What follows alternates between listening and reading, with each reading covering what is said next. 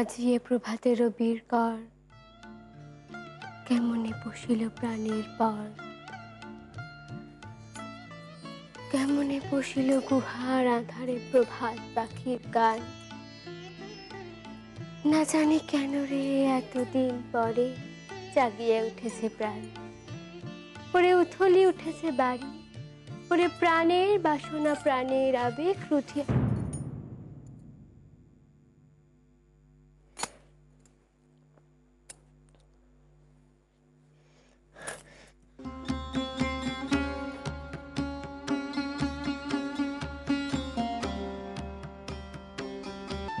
তুমি যখন দরজা ঠেলবে, নিচে নেমে আসার আগে খুলে রাখবো।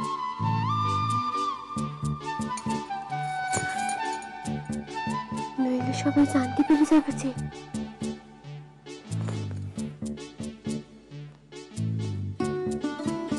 তোমার না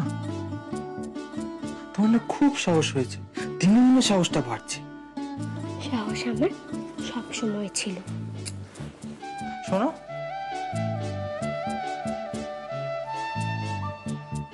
কি পদ্য বলতে বলতে নামা হচ্ছিল? ওটা ওটা প্রভাত পাখির গান। কি?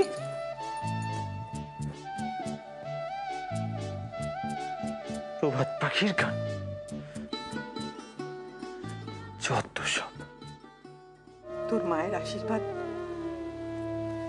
সব সময় তোর সঙ্গে আছে।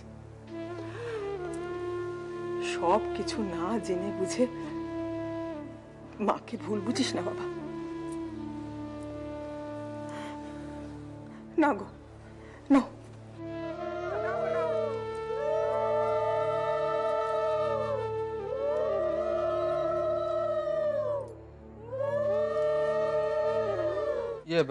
দাদা, আজকে ভাবছিলাম ফেরার সময় একবার মাইমার বাড়ি হয়ে আসবো। কেন হঠাৎ? না, এই তো সেদিন যোগু দাদার সঙ্গে রাস্তায় দেখা হলো, তো সে বললো নাকি মাইমার শরীরটা বিশেষ ভালো নেই। এবার ভাবছিলাম। ও, তা তুই তো আগে বলিসনি? হ্যাঁ, না, একটু ভুলেই গেছিলাম। ও, আর হ্যাঁ, যদি খুব রাত্রির হয় তাহলে ও বাড়িতেই থেকে যাবো, বুঝলে? আর বাড়ি ফিরবো না। তুমি একটু মাকে বলে দিও। তুমি ওঠো তো। বাটনাটা দিতে মেজো। দেব না। তুমি ওঠো। তো দুষ্টুমি আর গেল না মেজো। তুই ছোট্ট ছেলে মানুষ, এত কাজ পারিস একা সামলাতে? কেন? তুমি তো পারতে। এই সেদিন অবধি যখন আমি আসিনি, তখন তুমি একা একা সব কাজ করতে না? করতুম তো, আমি তো অনেক বড় রে। ভারী বড়। সেসব কাজ করতে আমিও পারি। তুমি ওঠো না। মা যদি জিজ্ঞেস করেন যে তুই কেন রান্না করছিস, কি বলবি তখন? সে আমি তখন মাকে যা বলার বলবো।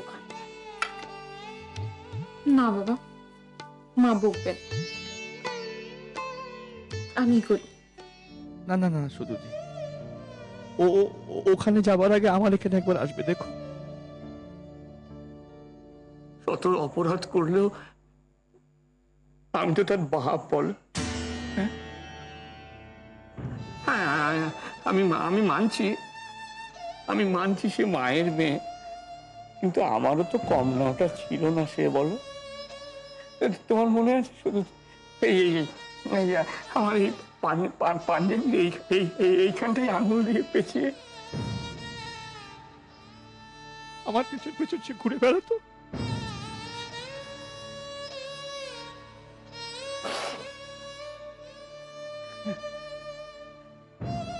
কেমন ছিল না আমার সুবর্ণটা,